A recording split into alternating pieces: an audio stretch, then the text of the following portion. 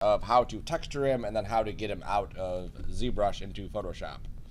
So this is the character I ended up with, and on YouTube, I think I put it on Canvas too, I have a speed video where I go through the modeling, texturing, rendering out, and putting into Photoshop phases. The texturing inside of ZBrush is different than the texturing inside of Maya or Cinema or any other program that you've used before.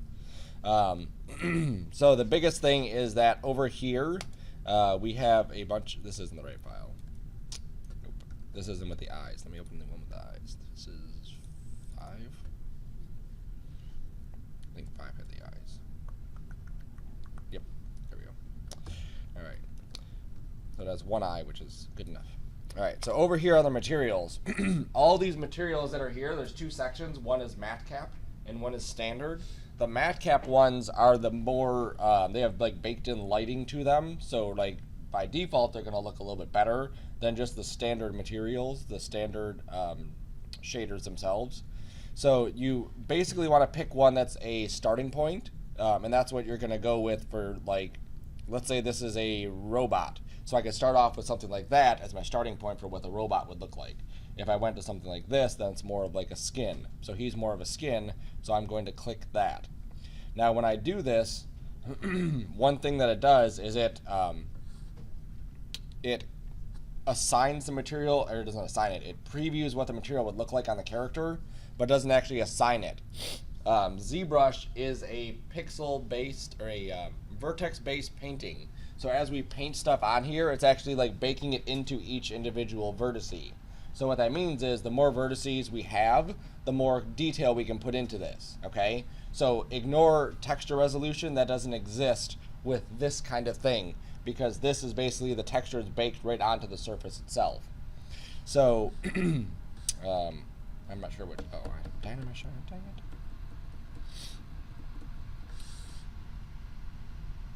it. I have to wait a minute. So when I pick a material here, and I pick a color here, that's like my flat base default material. Also up here, you'll see that we have the Z add, and that's what we've been using so far for like adding geometry, sculpting geometry into him.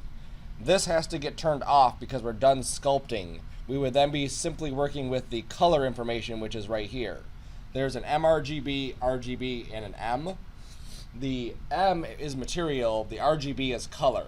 So what's neat about this is you could actually go to like that reflective material and paint reflective material just on certain spots. So if he was metallic like Kano from Mortal Kombat, where like half of his face is metallic, you can actually go to that metal and paint on that metal on the side of his face, and then paint leather where he has leather outfits or whatever.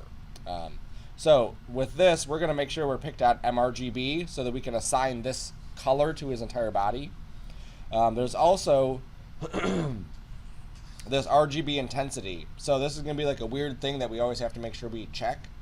If the RGB intensity is set to like 10% and we assign the material to it, it'll only fill it like 10%.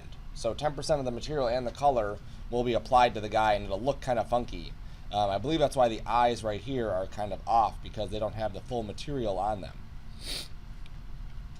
Now you can bounce around between the material and the sculpting. Sometimes you will do that, like you'll go to the sculpting and sculpt something and then jump back to the material. Maybe you didn't add enough wrinkles, or you need to move something or whatever, and you realize it. You can jump back and forth. With this kind of thing, as long as we're staying inside of ZBrush, there's no UV layout, so that's like a bonus that we don't have to do UV layout. If we did, under the Z plugin, there is a UV layout tool set, where basically you go in there and say lay it out, and it does like an automatic unfold, lays it out kind of thing. And then once it's done projecting, then we can see it. While we're waiting for it, let's just go into here and see what it looks like when it's done. All right. So here's the end result of the creature after I got it out of ZBrush. Yeah, and this is before I even put the thing on there. So once I got done texturing it, I was like, oh, it'd be kind of cool if you had a cut, and then I went back and added a cut line and then painted it inside of there. You can see he has this really neat skin texture too, where it's kind of like gridded a little bit. That's something cool. His eye texture here, we can do two things. One of them we can do is paint the eye texture right inside of ZBrush, or we can do kind of like Mari does, which is a projection. So this is a projected eye texture. This is a painted inside of ZBrush eye texture.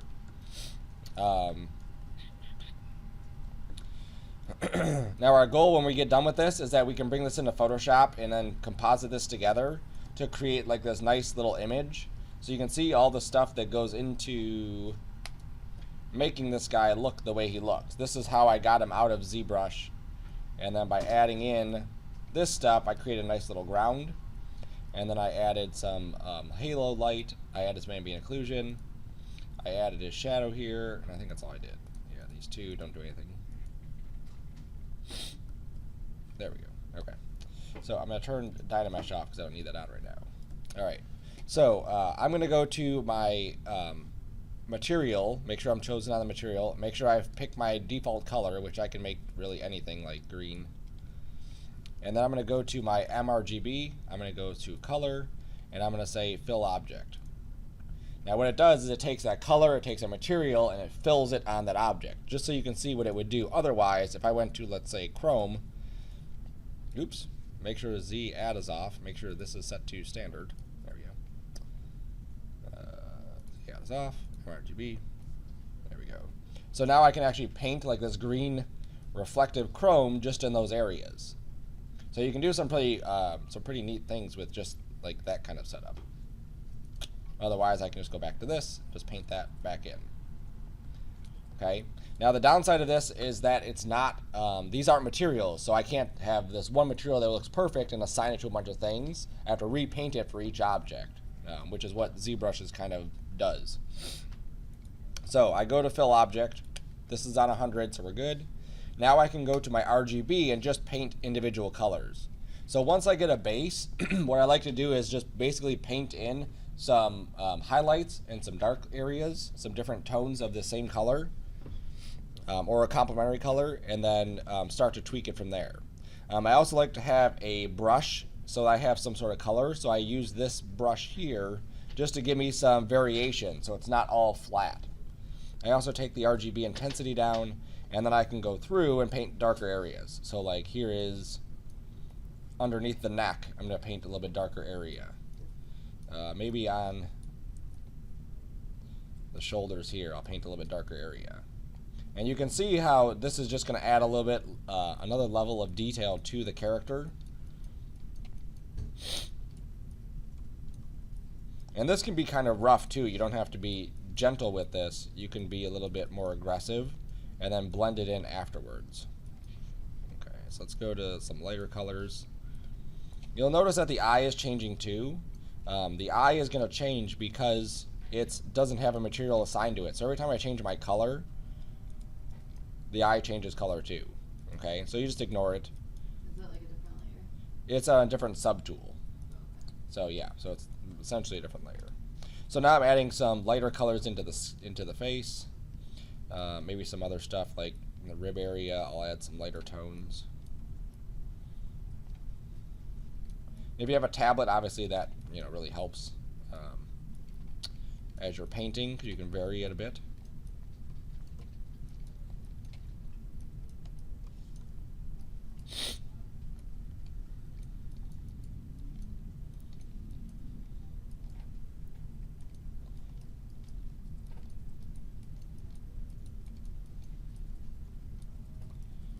Alright, now let's say I went with a different color, like for whatever reason we went with some purple in here.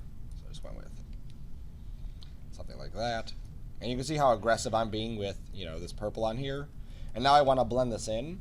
So what I'm going to do is zoom in on that area and then use the eyedropper. The eyedropper is pretty sweet. You drag this onto the area you want to eyedrop from, and it grabs that color. So I just drag this, and I can pick that color, and then I can use that color as a way to help blend in that area. I can use the eyedropper here, grab some green, and then click that. Okay, so it's a very quick way just to be able to blend stuff in together. Grab this, blend that in. Okay, so you can do this over the entire thing and just get some really neat colors and patterns and whatever else on the character. Even on like these little bone areas up here, I can go into my color, shrink this down, maybe take this up a bit, and then give these a little bit different look. You can also download different brushes. So if you go to Google and just type in Zbrush brushes, it'll pull up different alpha channels that you could use. So on mine, if I go to import,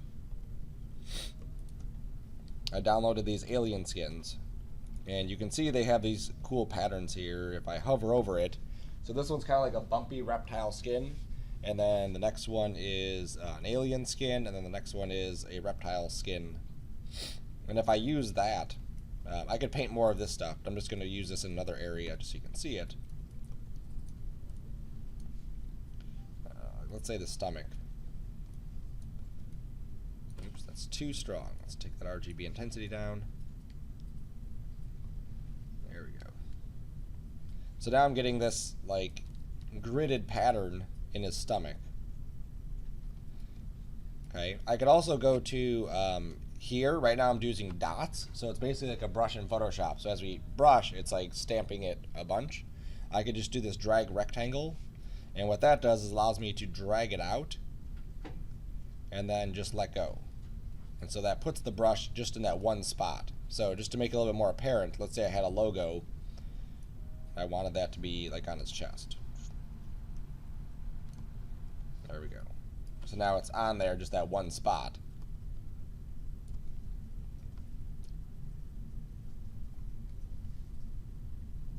Right? As opposed to if this was on dots still, it's going to do that.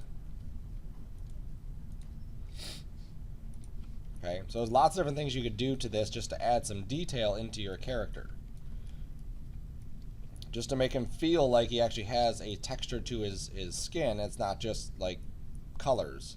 Because that's usually what people fall into, is they just have colors all over the place and not actually any detail giving a perception of what the character is built out of, what lies on top of the skin or under the skin.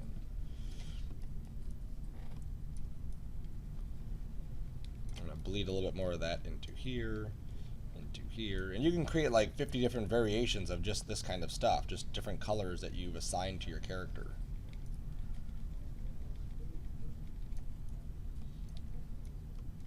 I'm going to go a little bit more there. And like I said, with the tablet, you're a little bit more in control of this. Alright, let's pretend that that's good. Alright, now over here on the left, there's these double arrows, and you can adjust some of the material properties. So one thing I typically always do is take this wax modifier strength up. It'll say you should probably put on wax preview. I'll hit OK. And what it's going to do is it gives you a preview of render properties, wax preview. There it is. It'll have the light basically jump into the surface and bounce around a little bit, kind of like a subsurface scattering. If I go back to my wax modifier and I turn it off, you can watch it in the eye. It's really apparent. You can see how that coloration on there just kind of fills in a little bit more. You can also adjust like maybe the Fresnel or the radius. I'm not seeing a huge difference in any of those.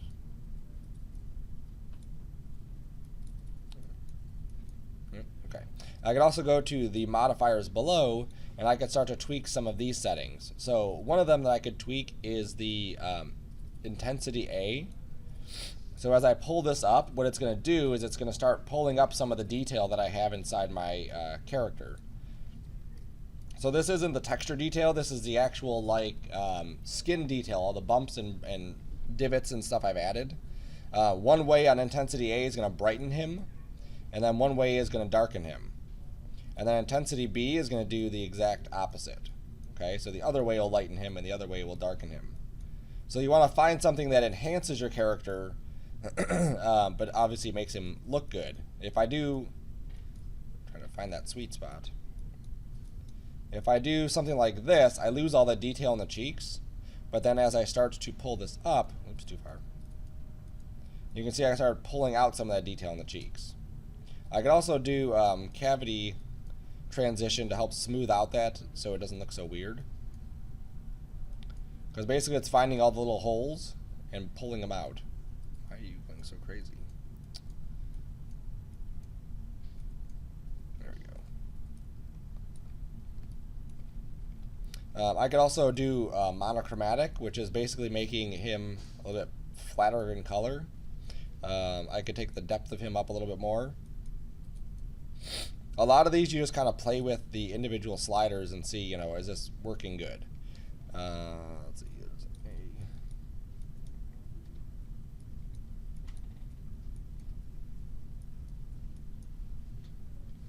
There we go. So we'll just pretend that that's where we want this to be. Okay. So you can play with all of these different sliders and colors and whatever else to get the desired results. I think I'm going to darken his face a little bit more. There we go.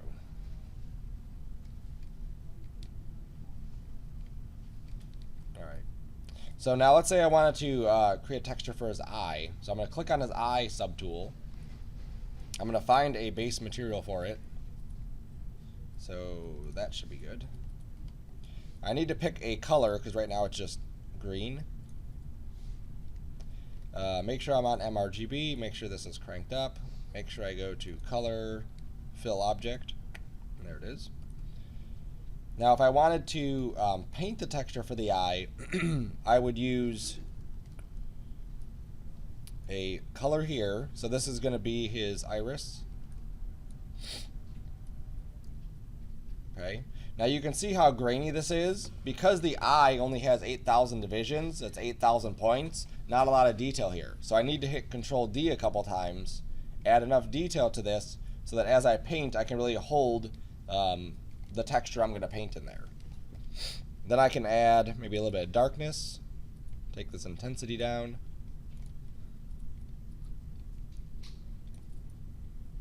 There we go, something like that.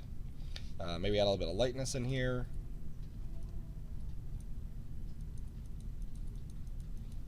And I'm just kind of going out from the center just to kind of give a look of, you know, the lines that would be in the eye.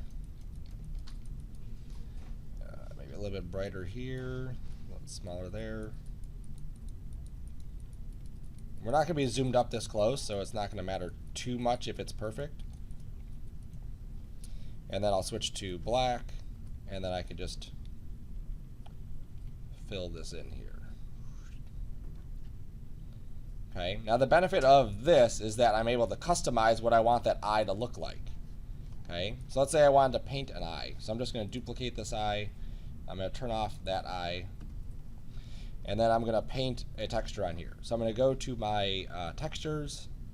I'm going to go to import right there. Reference. I have this picture of an eye, and I'm going to go to that eye picture and say use inside of Spotlight. So what this does, it brings up this little dialog, very similar to something we would see inside Mari, so we can actually paint the texture. We position it where we want it to be. We hit Z to turn off the little controller, and then oops, as we paint, it's painting on top of the eye. Okay, now we can't really see it doing it right now, but if I were to hit Shift Z, it'll turn off that picture and then I can see it. Oops, Shift Z again. Oops, I hit the wrong button. Wrong button. I hit explode. There we go. Just for fun, Shift X will explode your stuff so you can see all the parts, and then Shift X again puts it back in. Creepy. So let's put Shift Z, there we go. Line this up, so I hit Z, scoot this down, shrink it down. Z again, paint the texture. I can take this up to like 100. There we go. Then I hit Shift Z and there's the eye. Okay. Now you'll notice that the sides aren't lined up right. I can use just the eyedropper to pick a color. And then shrink this down, take my intensity down, and then airbrush this in just to kind of blend in the coloring here. Okay. Now you can also go into Photoshop and, you know, get just that area that you want in Photoshop. without having to do some of the stuff. Or you can change the color of the eye before you even bring it into ZBrush. There we go. So that's good enough. All right. So there's the two different kinds of eyes, obviously, that we could create on our character, and it's all in what we want to do. These are not linked anywhere, so these eyes are just like baked onto the surfaces. So it's not like we could go back later and change the color. Whatever color we have here, that's the color, unless we go and paint a brand new texture on top of it. Or we switch our color, and then we zoom in, and then we change our intensity to lower. And then we go in with some like green shades on top of this. You know, that's really the only way that we're going to get this eye color to be different. Okay, so you can use a mixture of those different tools. When I'm satisfied with it, I can go to my geometry. I can delete my lower resolution stuff. I can go to deform and say mirror, and now I have an eye on the other side.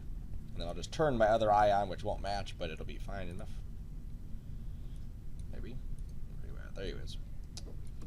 There we go. So he has two different color eyes, which is fine, maybe. I think on this eye, I just want to paint in a little bit of highlight. That's not the highlight color. I switch colors.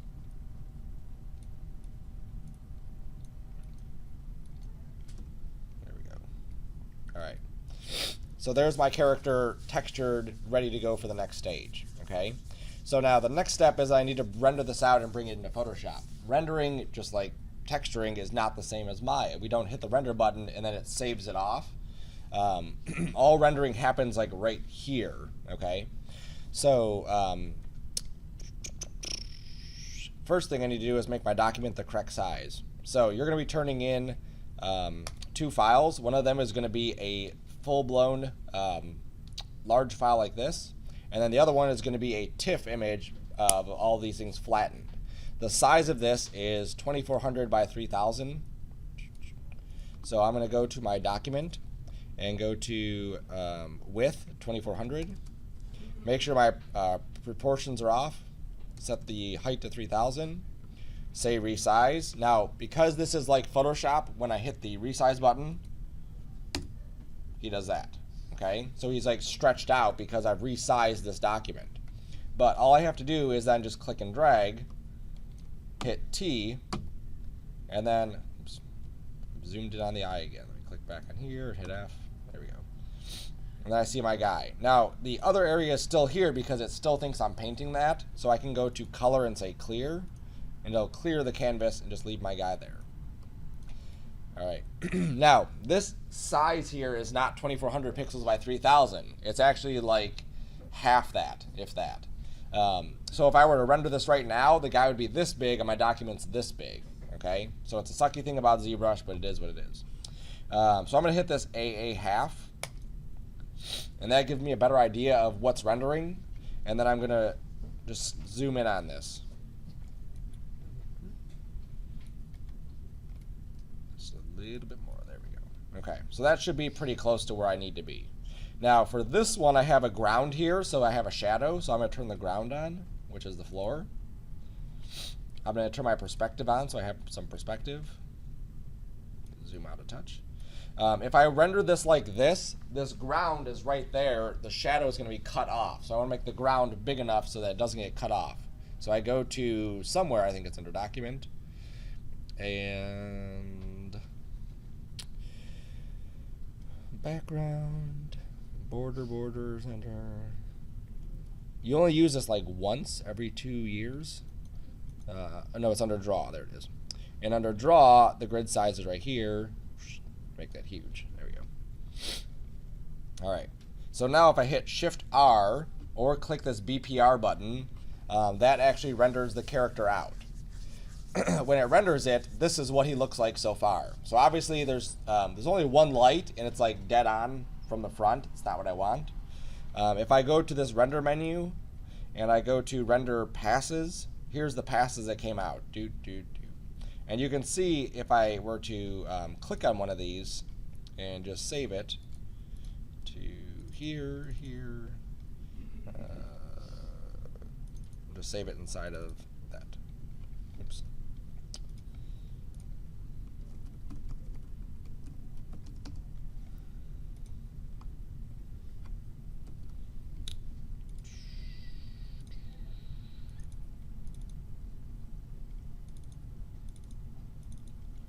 So if I look at this, you can see that there's still a little bit of room around the top and the bottom. You want to have some room, but maybe not that much, because otherwise, you really lose the character. Also, you want to get him from a good angle. Like, he's at a pretty cool angle where it's like off to the side a bit. So I can zoom in, so I know I can zoom in a bit. There we go. I'm going to move him over a little bit. And I'm going to spin the camera around a little bit. So something like that. Okay. Then I'm going to go back to my render. I'm going to go to my properties. I'm going to turn on ambient occlusion. I'm going to turn on subsurface scattering. That should be good. I'm going to go down to my lights here. And these are matte cap material. Remember, we chose the matte cap. So I'm going to go to my light cap, and I'm going to add a new light.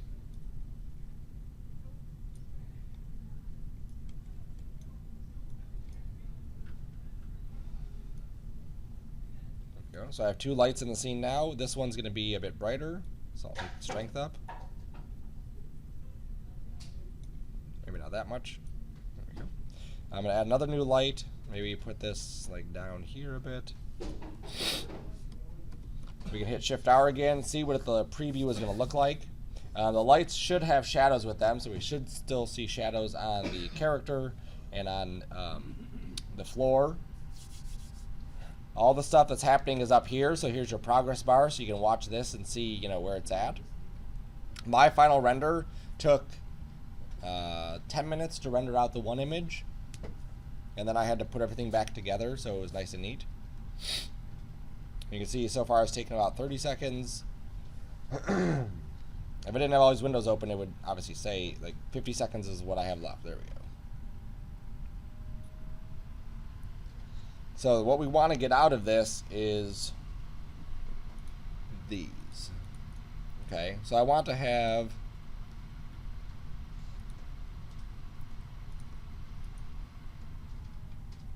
these passes. So I want to have the color, obviously. I want to have a depth pass. I want to have a shadow pass. I want to have ambient occlusion. I want to have a mask.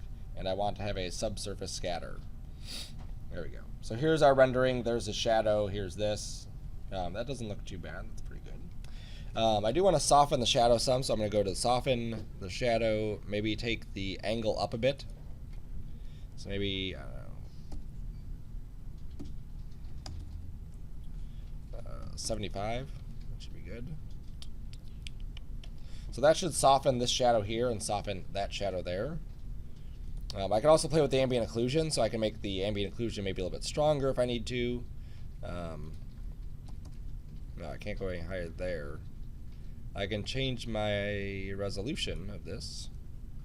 1024, so that should make that better. That should be fine there. BPR filters. I'm going to add another sample to my anti-aliasing just to smooth it out a little bit more. Sometimes these edges can be a bit blocky, kind of like that a little bit. That should be good. Alright, so I'm going to hit the BPR button again. And then hopefully what we end up with is a nice render that we can tweak. Okay, so just so you can see it while that one's going, I'm going to open up my shadows here. 25, 20, work, folder, render pass. Okay, so I'm going to open up my render. Oops, not that one. That one. And then I'm going to add all my other ones to this. So all these other ones that I just rendered out, I'm just going to add to the same scene and just hit enter every time. There we go. So now I have the subsurface scattering, I have the mask, I have the ambient occlusion, the shadow, the depth, and the floor. So the first thing I want to do is cut him out, so I want him on a different background. I don't want him on this black background because it's pretty boring. So I'm going to go to my mask, which is here. Nope. Here, there it is. And I'm going to Control A, Control C. I'm going to turn that off. I'm going to go to his layer, make a mask, Alt-click it, and paste it in. So now if I click on him, you'll see that there's a transparent background. So if I were to add a brand new image back here, or a different color, I can basically customize now what is behind him because there's transparency to that guy, because I added a mask right here. Then I can take like my floor and put this underneath. There it is. And I can take my floor and make this a multiply. So then you'll see that the floor now has a gradation to it, and it stops basically where his floor stopped. I can also take his shadow, which is right here, and change that to a multiply. And so now we get the floor shadow, we get this gradient here, and we get that. I don't like how far the shadow goes back, so I'm going to add a layer mask to this. And I'm going to paint black back here. And what this is going to do is it's going to just soften that shadow some. So it's going to make it appear a bit more realistic. There we go. Cool. All right. And then we have our ambient occlusion. So I'm going to go to the guy here. Oops, one too far. There we go. And I'm going to set this to multiply. And the ambient occlusion is just going to kind of lock in some of this texture a little bit better. I can rasterize this too. Like if I wanted to do a levels on this, it's not going to. It will let me. Oh right, because it locks it into that. Cool. That's even better. So I can use a levels on this just to bring these values up a little bit better, just to help tighten the range of where that's happening. That's too much there.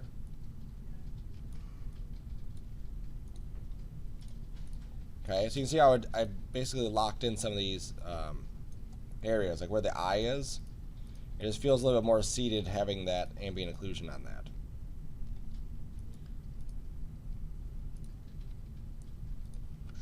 Okay. What else do we have? We have depth, and then we have our mask. And then we have that. Okay, so I'm going to take this guy here, and I'm going to change this to a add. And what this does is it adds to the character and gives him kind of like a halo. The problem is it's adding to the entire thing. We've lost our background and our shadow and all this other stuff. So if I bring this down to about here, and I hold down Alt, and I click between these two layers, it'll isolate this layer to only where that one exists.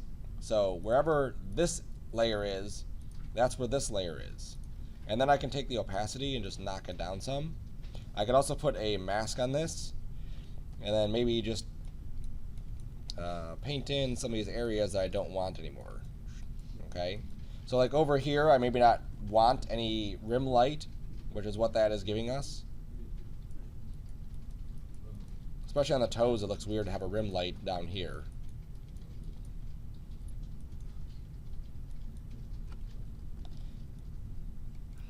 So I'm just going through and just basically erasing where I don't want that rim light to be showing up.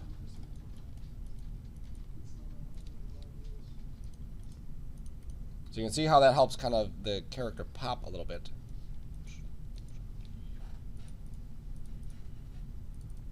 That's cool. Alright, did this one ever finish? It did. Okay. So to get these out of here, you go to your render thing, you go to render passes, and you just click on this, and then you save it where you want to save it to. So save that there, render, depth, yes. And then you just go through each one and save it out. That's good. Okay. And then you would open them up like this in Photoshop and then do your stuff. Now to give him just a little bit more realism here, I'm going to grab all of these layers, not the background. I'm going to grab all of his layers and duplicate them, and then merge them together. Oops. There we go. I had to put that ambient occlusion in there too, so I Alt-click that. There we go. So I'm going to turn these off, and now I have a flattened out version of him. Oh, that's his shadow back there. Then I'm going to take this and use the depth to blur him some. So I'm going to go and save this.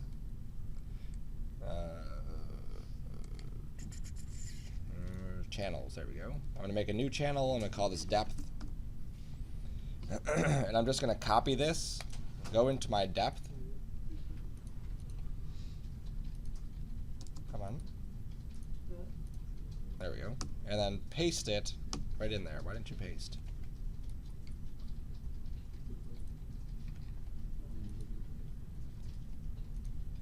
Here. Copy that. There it goes. And then I paste it. Okay.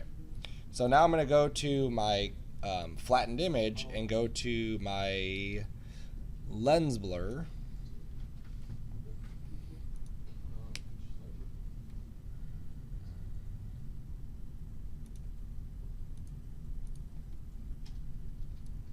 Nope, I don't want that. I'm going to do it a different way. I'm going to go to regular blur. That's too much. Maybe something like this. And then I'm just going to use this channel, so I control click on it. And then put a layer mask. And then I can invert it. And then I can control, this is essentially the softening of it. So I can control how much that's now softening just by playing with that. So you want this to be a subtle effect. You don't want it to be as abrupt as I'm doing it here. There we go. And you can see a little bit of softening, haloing around the edges, and it just gives it a nice look. Alright, so then the last thing I want to do is just throw in just some vignetting. I like vignetting.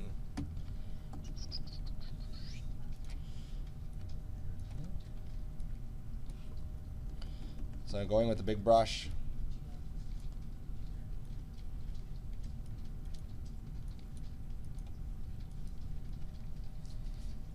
Maybe darker.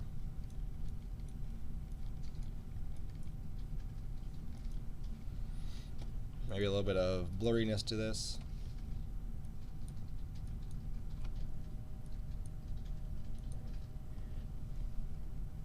And then I can take the opacity down some.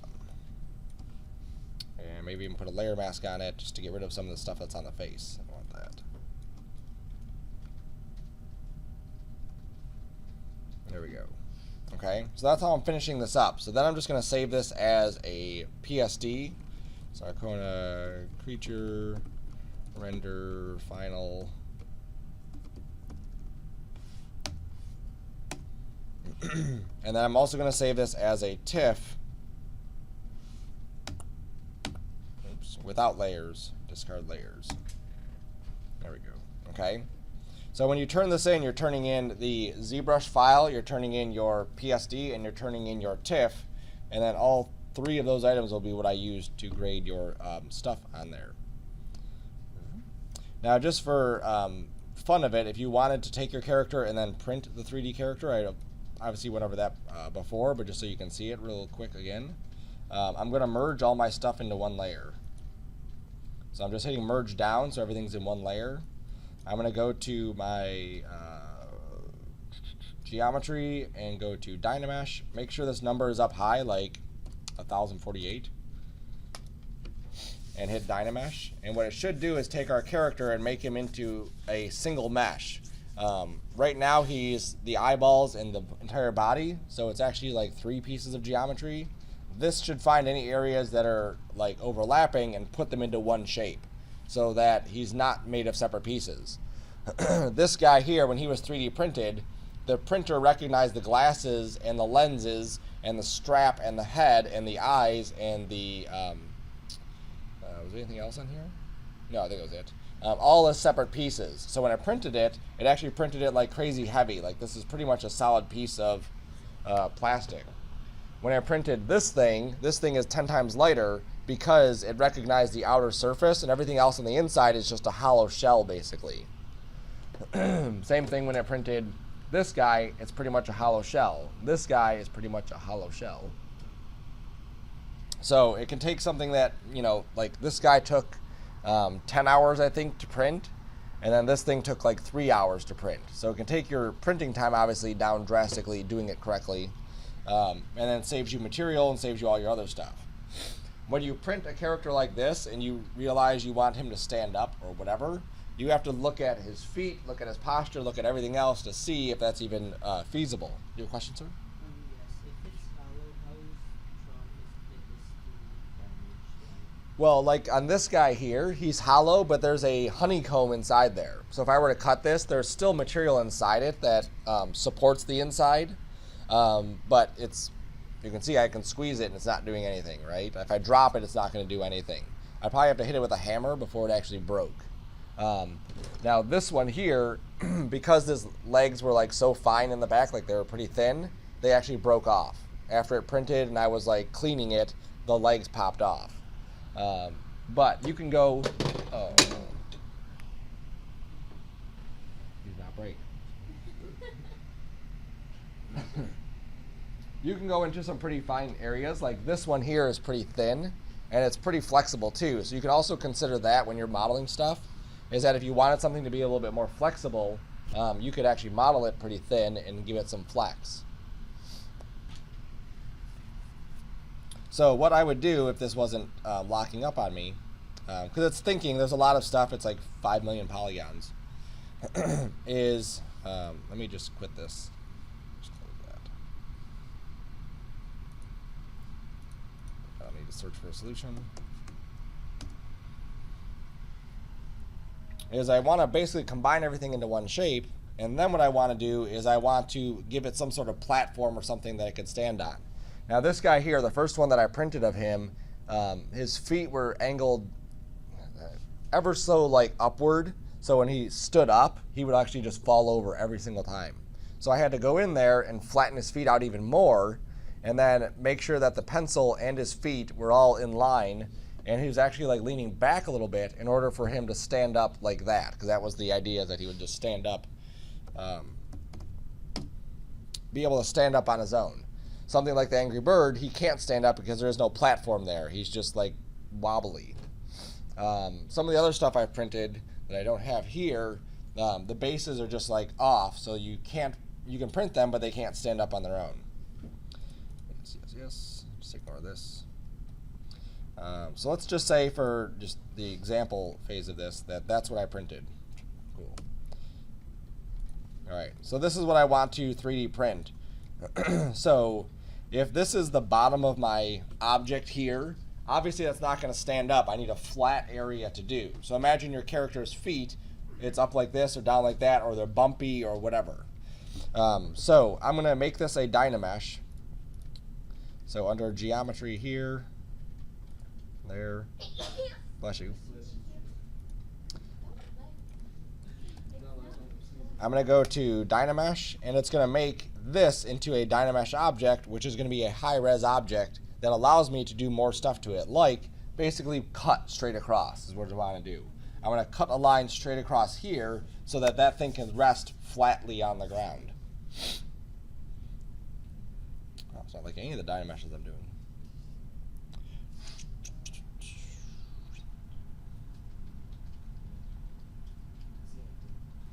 Some people will actually model with Dynamesh. What it does is in Maya, let's say we laid out our character. So we built the head and the body and whatever else, and we have nice quads and nice divisions. That's one way to do it. Another way is to go into ZBrush and just start pushing and pulling and tweaking and modifying things. So like let's say here, I have some information I want to add right there. I want to add a notch or a hole or something right in that spot. I don't have the divisions there. With Dynamesh, it puts even divisions over the entire surface. Okay, so this 1024 is essentially the resolution all over the entire surface that it evenly distributes divisions. So what the nice thing is that every time I hit Dynamesh, it redoes it, so it relays it out. So if I took something here, let's say I had one division, I pulled it straight up into Dynamesh, it would automatically add more divisions in that area. And then I could tweak that, and then it would add more divisions where it needs it, and then take away divisions where it doesn't need it, which is nice. So sometimes this can take a little while to do, and typically it doesn't take this long for something that simple, but I did increase the resolution, so who knows. Watching the progress bar, this should be good. And then we're going to go from probably 482 to probably like 2 million divisions.